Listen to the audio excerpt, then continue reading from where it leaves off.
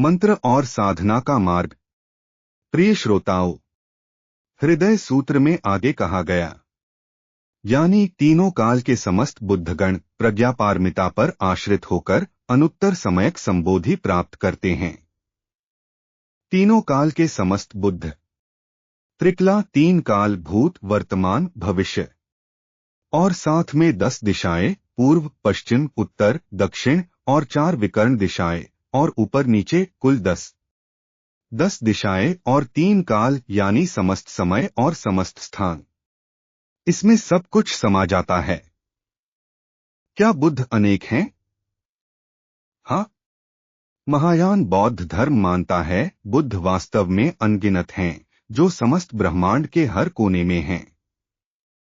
एक रेत का कण एक संसार यानी एक रेत के कण के बराबर भी एक संसार हो सकता है, और हर संसार का अपना बुद्ध। हमारे इस संसार में शाक्यमुनि बुद्ध इस काल के बुद्ध हैं। उनसे पहले दीपंकर बुद्ध DPAKARA बुद्धा थे। उनके बाद अगले 5.67 अरब वर्षों में मैत्रेय बोधिसत्व मैत्रेय बुद्ध बनेंगे, जो शाक्यमुनि के प्रमुख शिष्य और उत्तराधिकारी हैं।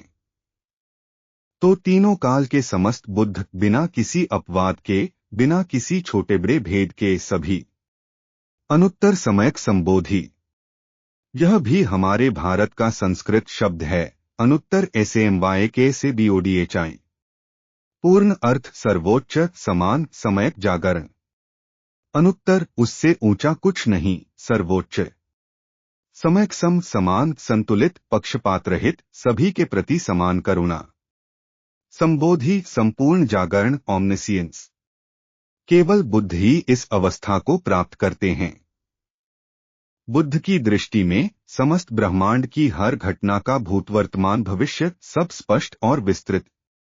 कोई भी सत्य चाहे कितना सूक्ष्म हो, बुद्ध को ज्ञात है।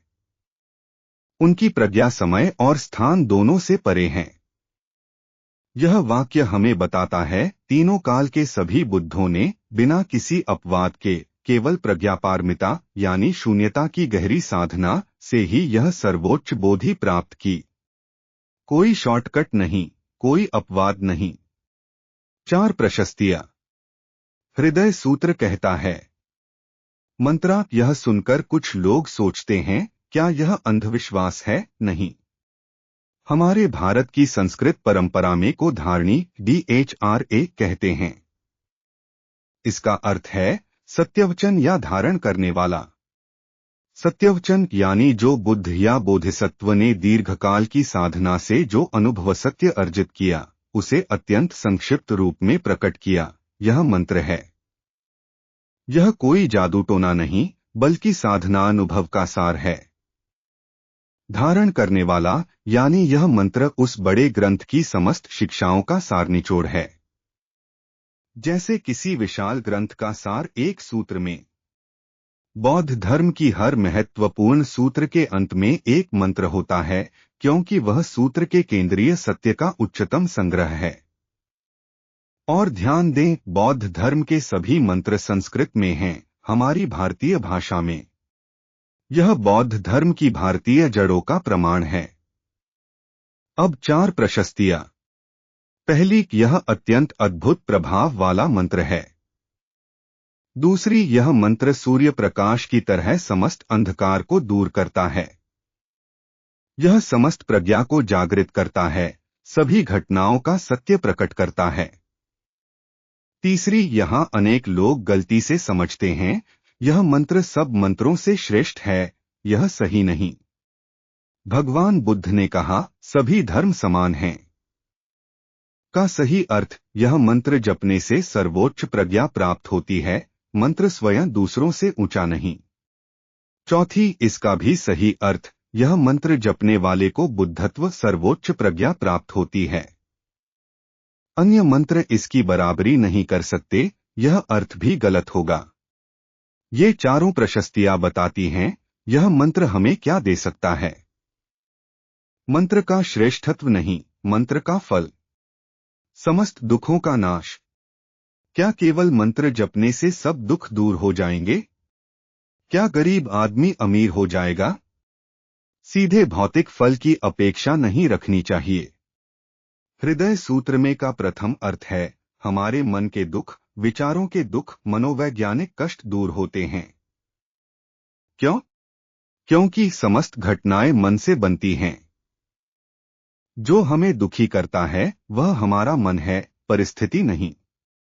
यदि मन की दृष्टि बदल जाए, दुख स्वतः कम होता है। मनोविज्ञान का एक प्रसिद्ध प्रयोग, एक व्यक्ति को मृत्युदंड दिया गया, धीरे धीरे रक्तस्राव से। उसकी आंखें बंद कर कलाई के पास एक बर्तन रखा गया जिसमें पानी की बूंदें टपकती रहीं, ताकि वह सोचे उसका खून बह रहा है। और उसने बार बार यही सोचा, मेरा खून बह रहा है। परिणाम, बिना किसी शारीरिक चोट के एक दिन में उसकी मृत्यु हो गई। यह प्रयोग सिद्ध करता है, हमारे विचारों में अपार शक्ति है। जब हम बार बार गहन विश्वास से एक ही विचार दोहराते हैं, वह विचार वास्तविकता बनने लगता है। मन सच्चा हो तो प्रभाव होता है, यह अंधविश्वास नहीं, मनोविज्ञान है। इसलिए जब नकारात्मक विचार उठे तो उसे तुरंत मिटा दो। एक नकारात्मक विचार के लिए 10 सकारात्मक विचार दोहराओ। जैसे कागज पर पेंसिल की रेखा मिटाने के लिए एक बार रबर से नहीं, कई बार मिटाना पड़ता है, वैसे ही एक नकारात्मक विचार को मिटाने के लिए 10 गुना सकारात्मक विचार चाहिए। कुछ वर्षों के इस अभ्यास से मन में स्वतः सकारात्मक विचार आने लगते हैं, भय और चिंता कम होती है, यही है। और अब हृदय सूत्र का अंतिम और सर्वाधिक महत्वपूर्ण भाग, हमारे भारत की मूल संस्कृत में लिखा मंत्र। गेट गेट प्रागेट PRASAGATE बोधि SVH। आइए प्रत्येक शब्द का अर्थ समझें।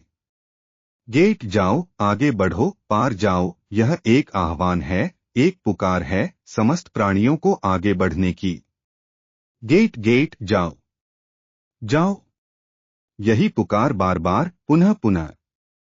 प्रागेट, उस पार जाओ। दूसरा किनारा, उस पार, यही वह पारमिता, प्रमित का प्र है जो हम पहले समझ चुके हैं। इस संसार सागर को पार कर मुक्ति के उस किनारे पहुंचो।